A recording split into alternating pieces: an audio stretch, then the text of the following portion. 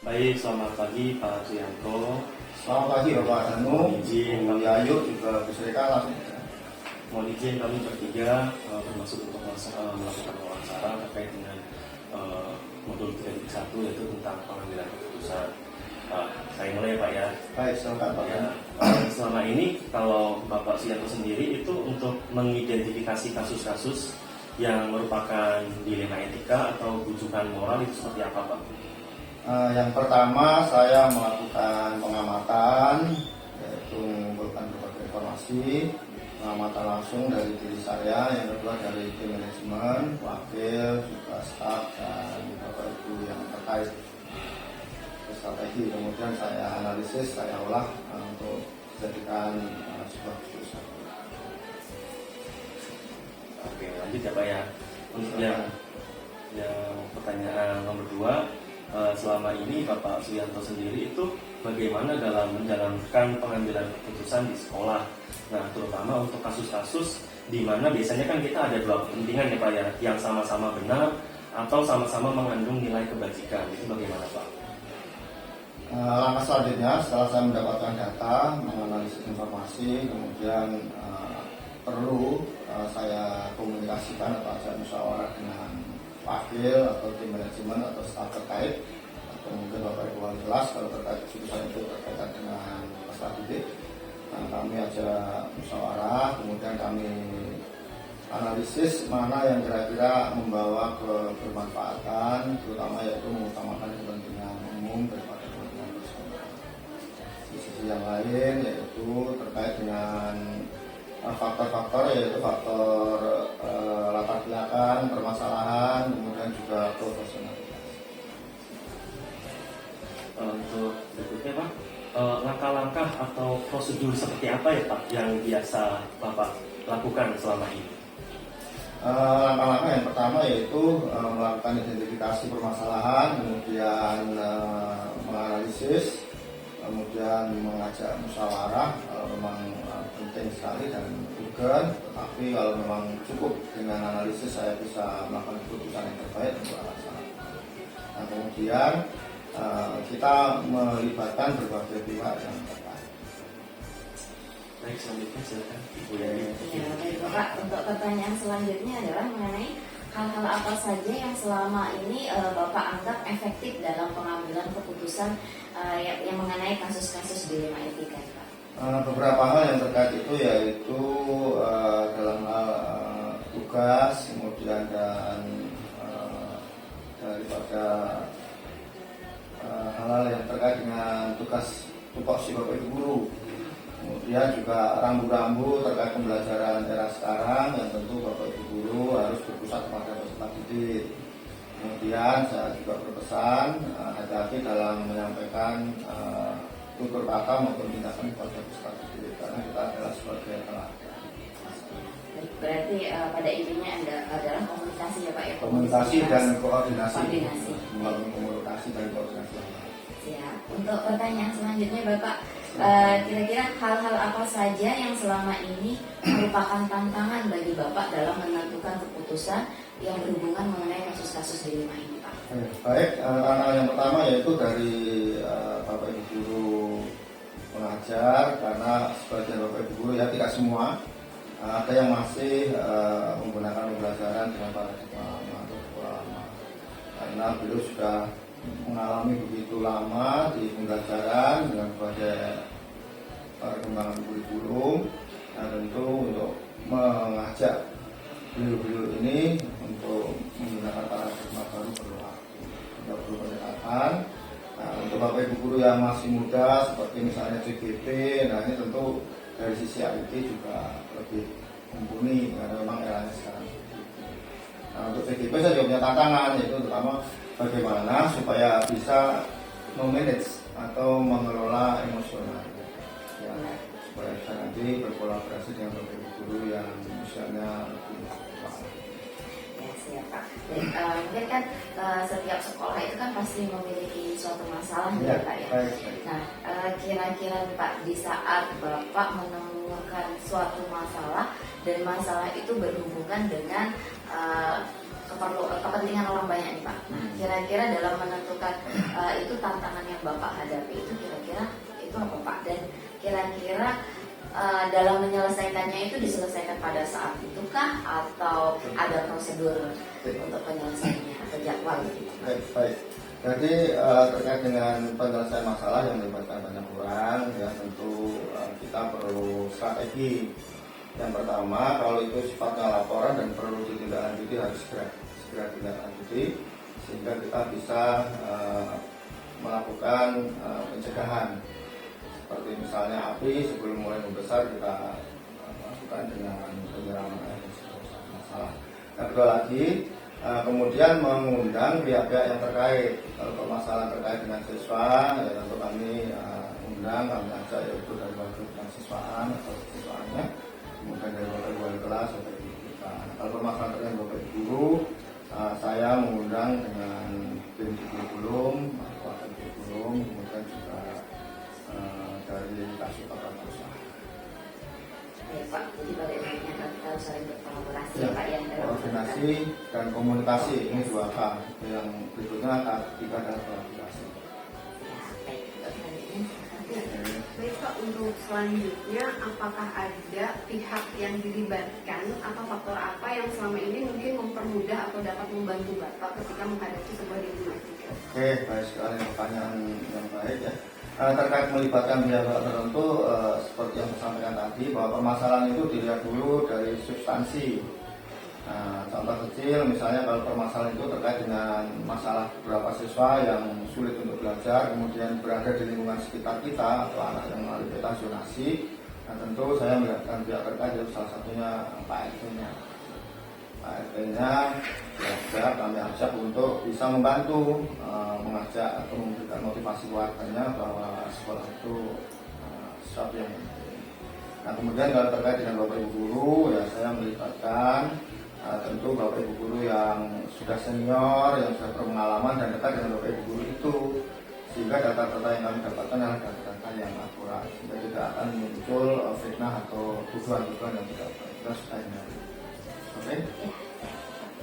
Ya, untuk selanjutnya Pak, dari semua yang tadi sudah disampaikan, kira-kira pembelajaran seperti apa yang selama ini bisa Bapak dapatkan dari apa yang sudah Bapak lakukan dengan dilematika? Baik. Permasalahan dilematika ini selama ini saya bertugas kurang lebih hingga 2 tahun itu cukup banyak sekali. Tapi ada beberapa hal yang memang perlu kami informasikan kepada bapak ibu guru.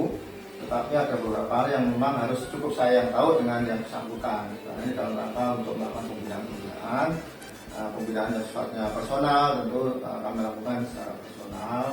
Pembinaan yang sifatnya umum kami lakukan secara umum. Sederhana saja, pada bapak ibu guru juga karyawan saya harapkan bisa melaksanakan tupoksi dengan sebaik-baiknya. Kata kuncinya adalah melaksanakan tupoksi sebaik-baiknya.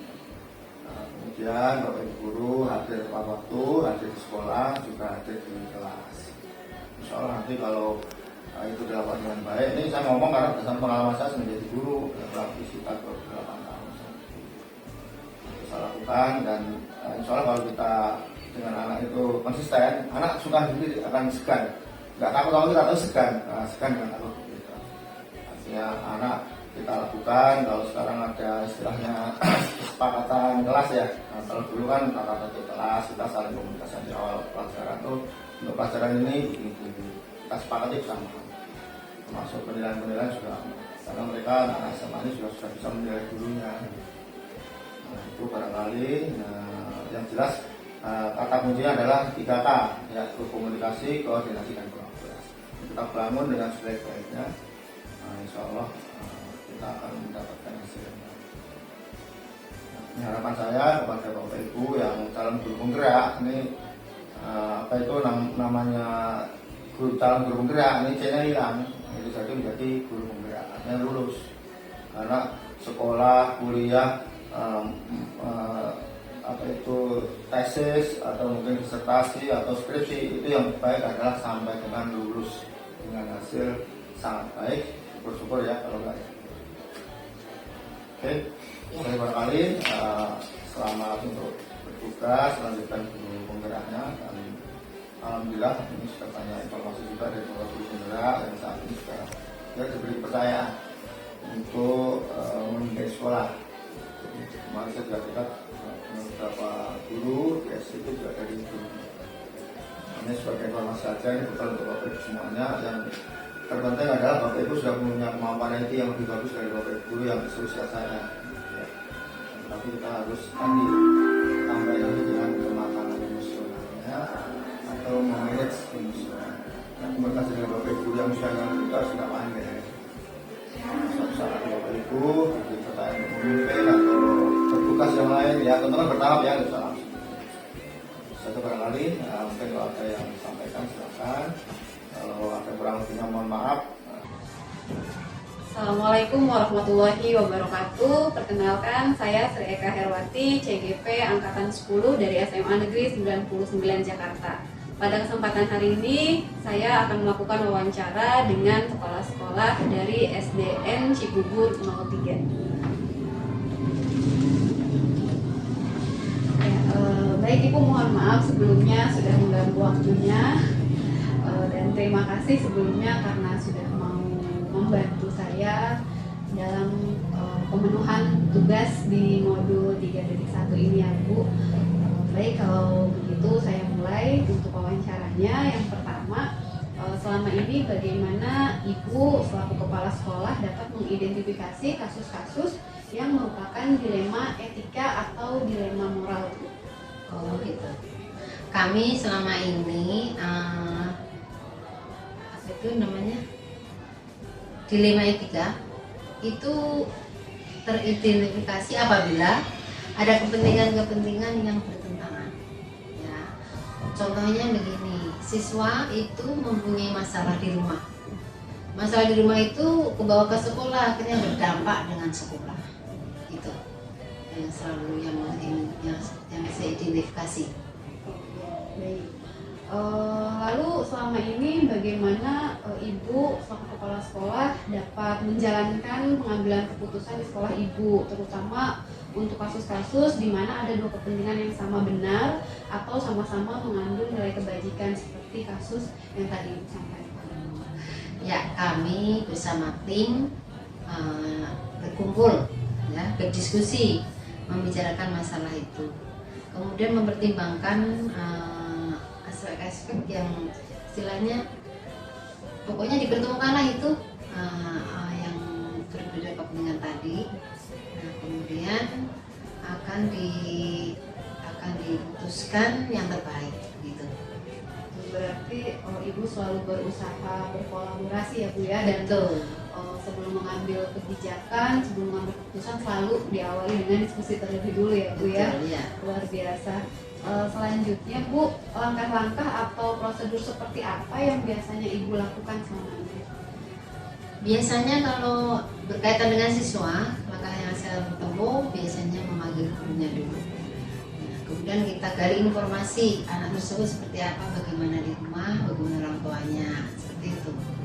Nah, setelah terkumpul, kemudian yang berkepentingan tadi orang tuanya nanya di publik. Biasanya orang tuanya dulu, karena anak-anak kan kita itu anak SD, tidak sebagai SMA, jadi orang tua yang biasanya itu. Berarti dalam hal ini, dalam mengambil keputusan, Ibu bukan hanya melibatkan guru-guru di sini saja ya Bu, tetapi juga melibatkan orang tua. Kemudian hal-hal apa saja Bu yang selama ini Ibu anggap paling efektif dalam pengambilan keputusan pada kasus-kasus dilema etika? Yang paling efektif kami berdiskusi, melibatkan.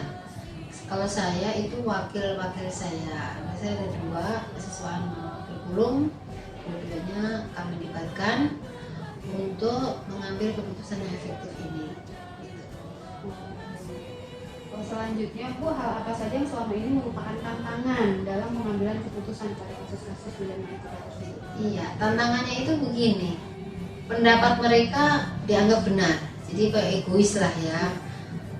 Jadi tetapi meskipun seperti itu kita juga memberikan istilahnya pandangan-pandangan positifnya, negatifnya begitu. apakah ketika diberikan pandangan positif dan negatif tadi pihak-pihak yang terkait menerima Bu dengan legowo begitu? Ya, biasanya mereka itu mempertimbangkan. Itu nanti saya pikirkan dulu, gitu. Berarti tetap dikembalikan lagi ya Bu pada yang berkepentingan. Selanjutnya Bu, apakah Ibu memiliki jadwal tertentu dalam sebuah penyelesaian kasus dilema etika? Kalau jadwal, kami kan istilahnya memanggil yang berkepentingan dulu tadi, menggali informasi dulu tadi. Nah kemudian kita jadwalkannya begini, ya sudah nanti hari ini suruh ke sekolah atau kita bicarakan bareng-bareng gitu. Berarti Ibu menanggapinya dengan cepat ya Bu ya ketika Betul. terjadi sesuatu. Ya, jadi kita harus menanggapinya secara cepat, harus segera diselesaikan. Jangan sampai berlarut-larut. Iya. Kemudian diselesaikannya selalu di sekolah ya Bu? Betul, di sekolah. Jadi tidak usah keluar-keluar. Ya, kalau udah di dalam sekolah ya kita atasi sendiri bersama tim, bersama kru, guru, wakil-wakil gitu. Kemudian apakah ada seseorang atau faktor-faktor yang selama ini dapat mempermudah dan membantu Ibu dalam mengambil keputusan tersebut? Ada. Ya, diantaranya adalah wakil-wakil saya yang sudah kompeten, ada berpengalaman. Nah, kemudian selain itu juga ini kita harus mempunyai komunikasi terbuka kepada mereka, kepada siapa saja. Jadi biar tidak ada miskomunikasi. Berarti Ibu terbuka ya Bu terhadap segala macam bentuk pengaduan.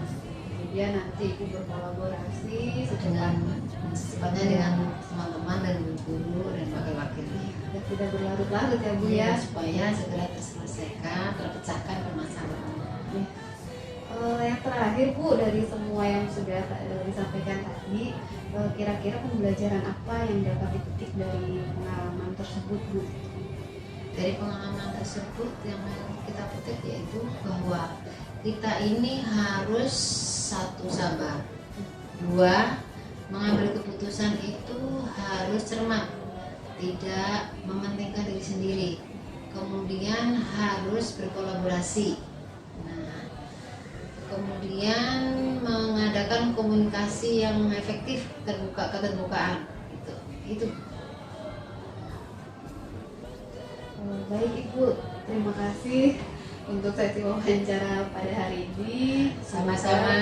Semoga pengalaman Ibu bisa berguna bagi saya nantinya. Amin. Terutama terkait dengan pembelajaran pengambilan keputusan.